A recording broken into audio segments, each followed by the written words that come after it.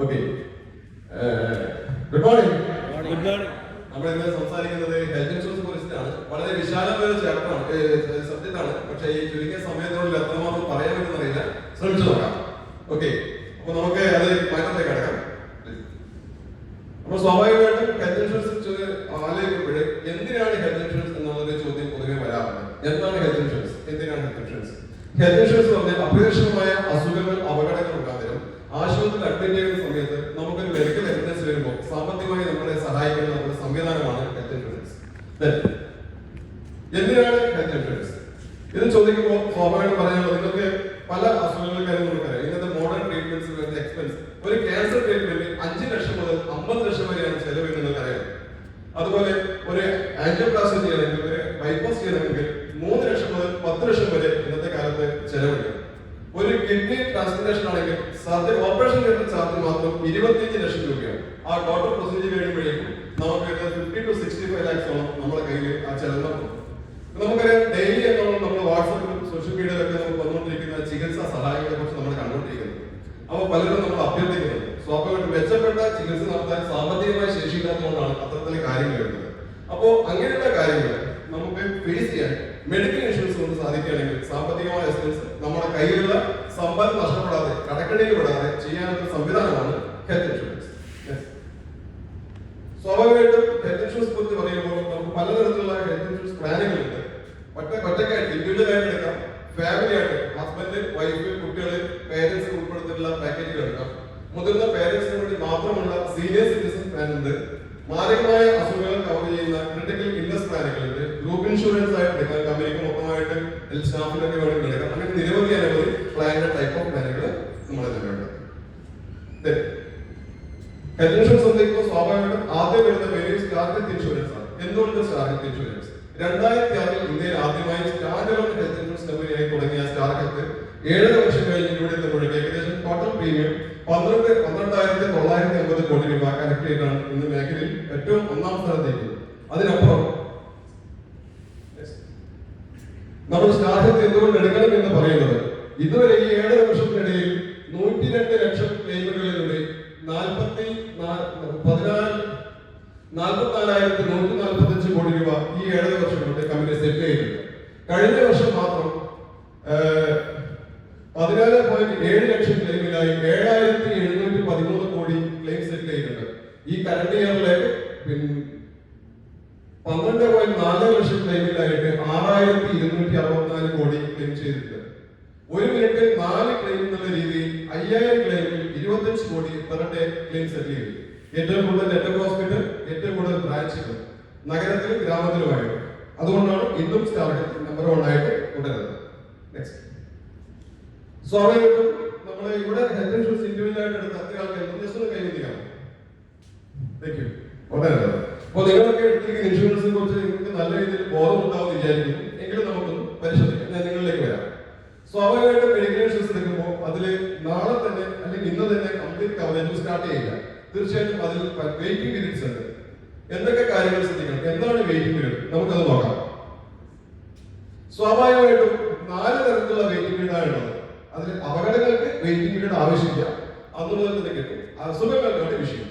First 30 days policy എടുത്തിട്ട് ആദ്യത്തെ 1 മാസത്തിനുള്ളിൽ വരുന്ന അസുഖങ്ങൾ ഒന്നും തന്നെ കവർ ചെയ്യപ്പെടുന്നതല്ല. Next, pre existing diseases.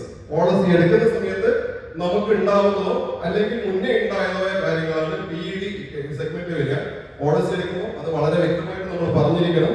അങ്ങനെ പറയുന്ന കേസുകളിൽ പോളിസി എടുത്തിട്ട് ഏത് പോളിസിയാണോ എടുക്കുന്നത് അതിനനുസരിച്ചിട്ട് 1 വർഷം മുതൽ 4 വർഷം വരെ അത്തരം അസുഖങ്ങൾക്ക് കവറേജ് കിട്ടുന്നതല്ല. Next, first 2 year expressions. Policy എടുക്കുമ്പോൾ അസുഖങ്ങളൊന്നും ഇല്ലെങ്കിൽ പോലും 2 വർഷം കഴിഞ്ഞിട്ട് മാത്രം കവറേജ് കിട്ടുന്ന അസുഖങ്ങളെയാണ് 2 years ഉൾപ്പെടുത്തിയിരിക്കുന്നത്.